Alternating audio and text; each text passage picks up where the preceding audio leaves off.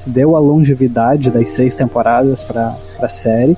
Quando eu penso em Lost, na verdade, quando eu penso em séries, para fazer esse trabalho, ou em algum momento, quando você tá batendo papo com alguém e tal, você vai falar de séries, é uma das primeiras séries que vem na minha cabeça, assim, porque como o Diogo falou, você viver Lost, talvez até por essa questão do momento, da época em que a série foi ao ar, foi muito legal, foi muito bacana, foi muito diferente, mesmo tendo um final, alerta de spoilers, controverso. Não é um spoiler, mas qualquer um que tá na internet sabe que Lost tem um final que não agradou a maioria dos fãs. Mas ainda que alguém pergunte pra mim, mesmo sabendo que Lost não tem aquele final esperado e tal, eu ainda recomendaria que a pessoa visse. Como obra, como narrativa, personagens tão marcantes.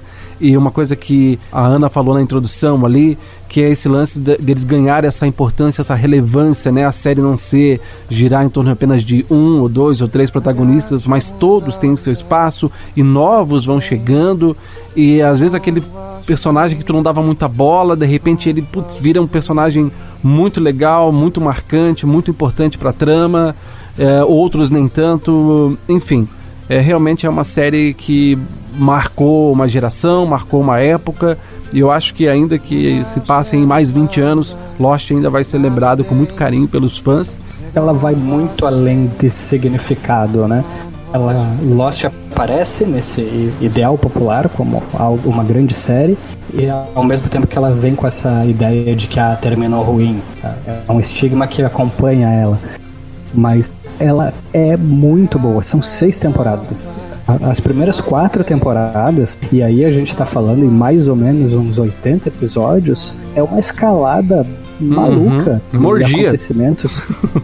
Nossa, tu não sai da série. Aquele gancho, né? Ela começa forte, ela termina forte, o desenvolvimento de cada episódio é muito forte, é muito instigante. Então ela é uma série que ela é, mesmo pros dias de hoje, digamos assim, ela é uma série excelente para maratonar. São 120 episódios, 100 episódios, ela certamente te prende demais. Depois era mais jovem. Os últimos 20 episódios é mais ou menos os 3 últimos episódios de Game of Thrones ali, quando tudo vai pro buraco, mais ou menos isso. Tem uma trilha sonora muito massa também, principalmente no começo, quando eles caem na ilha, tem um personagem que chama Hurley. Melhor personagem da série. Ele tem um fone de ouvido, eu não lembro se já seria tipo um MP3 player, um iPod, iPad, sei lá, ou um Discman, mas ele tem um radinho ali com pilhas ainda que ele consegue ouvir músicas. E aí, cara, aqueles momentos ali que ele tá ouvindo o sonzinho no fone e tal, cara, é muito legal. Tem um episódio que eu lembro até hoje, eu recomendo uma música de um cara chamado Joey Purdy, recomendo o Joey Purdy como um todo, a obra inteira, e ele escuta uma música que chama Wash Away, no final do episódio chama Tabula Rasa, acho que é bem no finalzinho ali da primeira temporada, no começo da segunda, não me lembro muito bem. E cara, é muito legal mesmo. I got troubles though, but not today. 'Cause they're gonna wash away this old, I'm gonna take them away.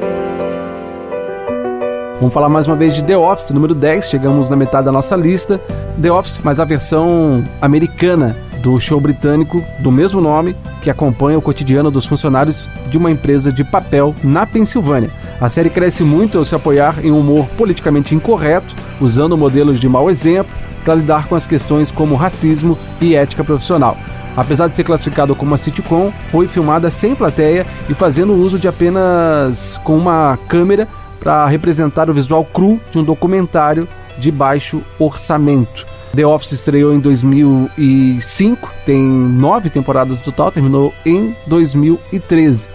Eu nunca cheguei a acompanhar a série como um todo, né? Sempre vendo episódios esporádicos, assim, sabe? Acho que esse The Office, a maior diferença pro americano, claro, que não tem, tipo, o Rick Gervais dando tudo, beleza. Ele tem um elenco muito fodido, então tu consegue equilibrar um pouco o humor com os outros ali, né? Sim. E que tem uma veia cômica muito bacana. Eu gosto mais do americano por causa disso, porque dá essa equilibrada, não fica só no chefe. Mas o Steve Carell, ele me traz muito essa questão de esse chefe existe, sabe? O The Office americano pra mim, ele me dá gatilho, tá ligado? Ele me dá as situações extremamente reais, sabe? O chefe que se acha engraçadão, o chefe que dá em cima sutilmente da pessoa e deixa ela constrangida, o chefe que acha que é um colega de trabalho. E o Steve Carell, eu acho que o humor do Rick Gervais é um pouco mais refinado, assim, né? Britânico, né? E o Steve Carell dá essa popularizada, assim, um pouquinho ali, e eu gosto bastante, eu curto muito. Ele tem um humor muito característico, ele tem um humor corpóreo, assim, sabe? Ele não é apenas um tempo de comédia, a atuação dele, a gesticulação dele, os gritos, da maneira como ele fala, tudo torna esses personagens dele, não só no The Office, mas principalmente no The Office, muito extravagantes, sabe? E aí, por causa dele, mas também pela natureza do roteiro, The Office gera um sentimento que eu acho que, gostando ou não da série, todo espectador deve sentir, que é a vergonha alheia. É terrível você... eu adoro The Office, mas é terrível você encarar aquela situação e continuar. Ela não para, você continuar dando corda. Eu acho que é isso que The Office faz, sabe? Ele começa num exemplo, numa temática, por exemplo, de racismo, e aquele negócio é uma escalada, vai ficando cada vez mais vergonhoso. É pior e pior e pior. Quando eu digo pior, a série tá fazendo o serviço dela, né? É muito engraçado. Mas o Carell, ele acaba carregando a série, eu acho que pelo menos a primeira temporada inteira, eu acho que leva um tempo para que esse elenco que hoje a gente é tão característico, leva um tempo para eles virem junto dele e aí a série se tornar algo único mesmo, algo que brilha por causa desses personagens que envolvem o Steve Carell, sabe?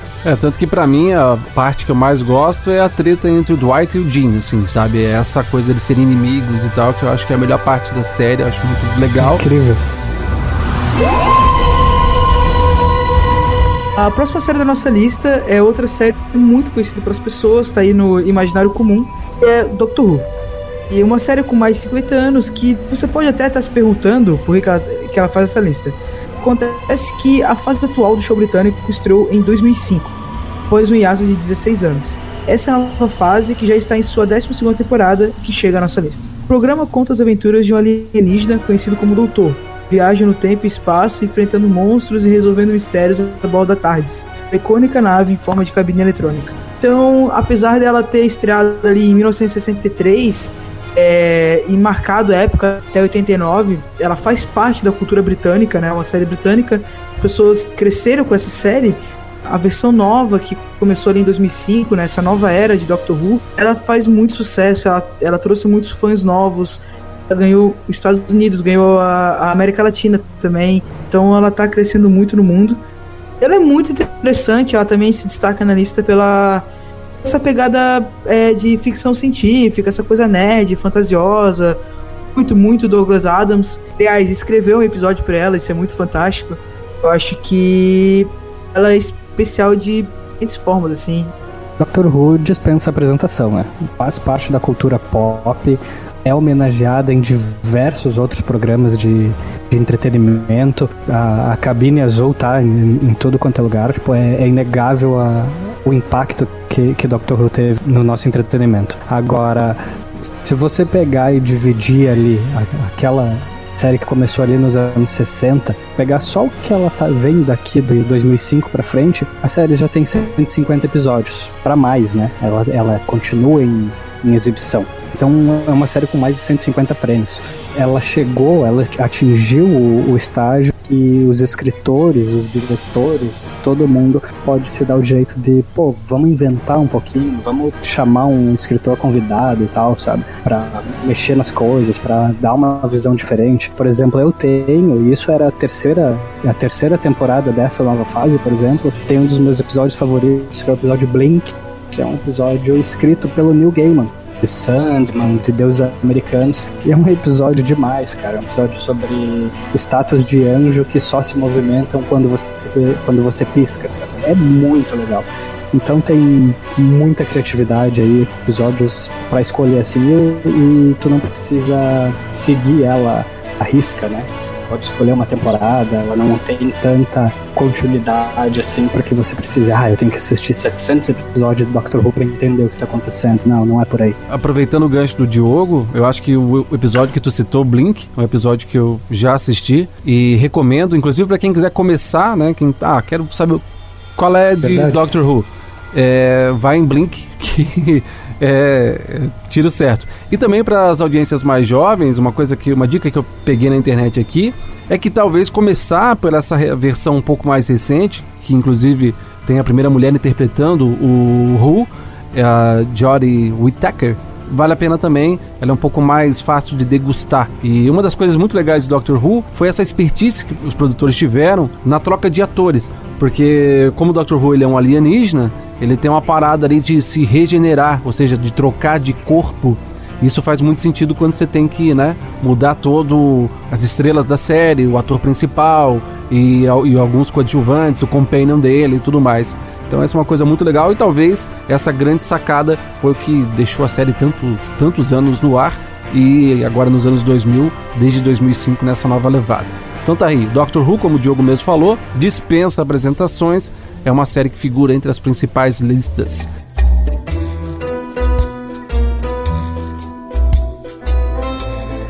A próxima da nossa lista é Dexter, e é lembrada por abordar o tema dos serial killers.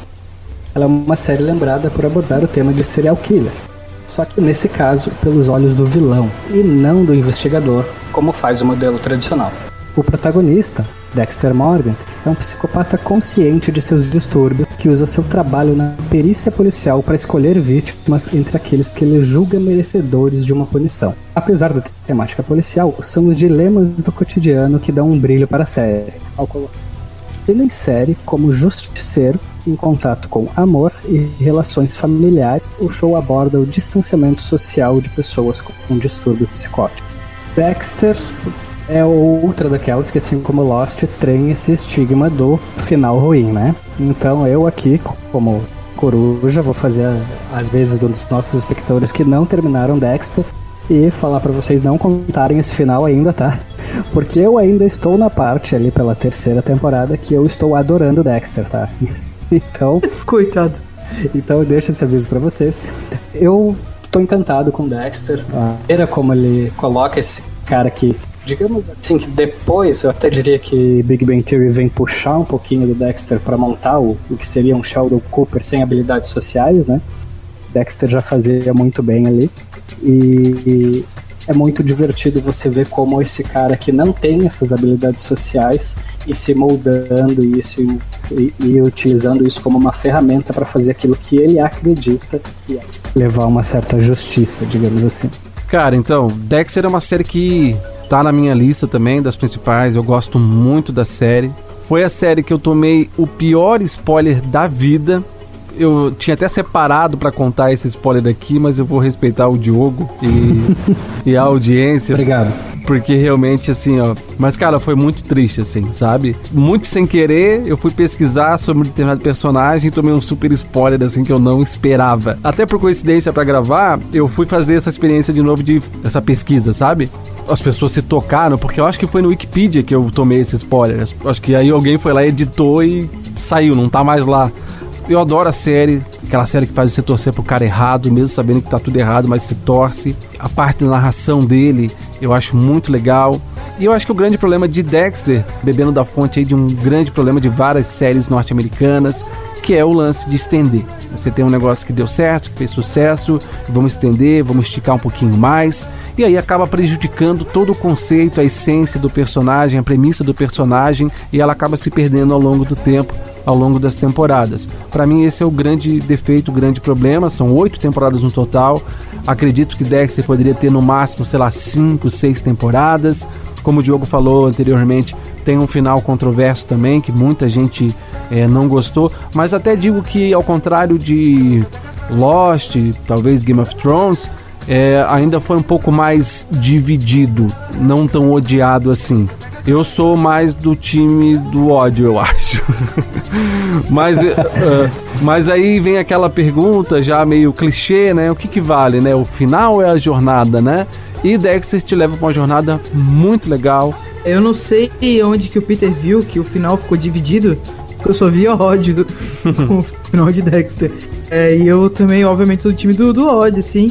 Mas eu acho que depois de um tempo a gente releva